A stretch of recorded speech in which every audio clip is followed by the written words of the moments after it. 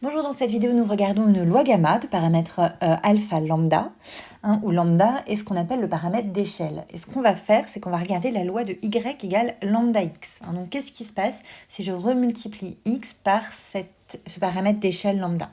On va utiliser pour ça les transformés de Laplace. Donc, je vais vous mettre dans la description de cette vidéo la vidéo qui calcule la transformée de Laplace de la loi gamma qui est là.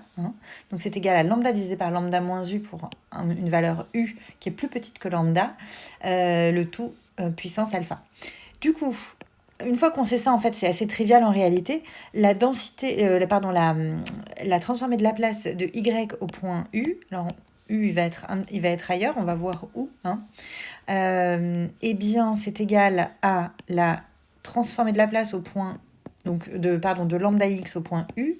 Et vous pouvez l'écrire directement, mais vous pouvez aussi passer par la définition comme ça, pour vous rendre compte qu'en fait, c'est égal à la transformée de Laplace de x au point lambda u.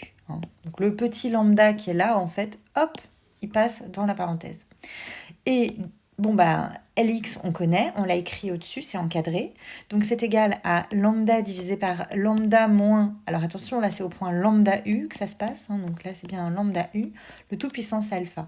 Et vous voyez que ce qui va se passer, c'est qu'à l'intérieur de la parenthèse, je vais pouvoir simplifier. Et le lambda disparaît complètement. Et donc, je me retrouve avec ce qui ressemble à la transformée de Laplace d'une loi gamma de paramètres alpha et 1. Donc ça, c'est valable. Alors cette fois-ci, U, où est-ce qu'il doit être? Où est-ce qu'il se trouve?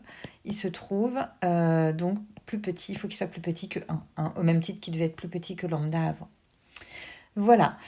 Du coup, nous avons effectivement une loi gamma. Le paramètre d'échelle, en fait, est annulé, si vous voulez. Vous retombez sur quelque chose de standard.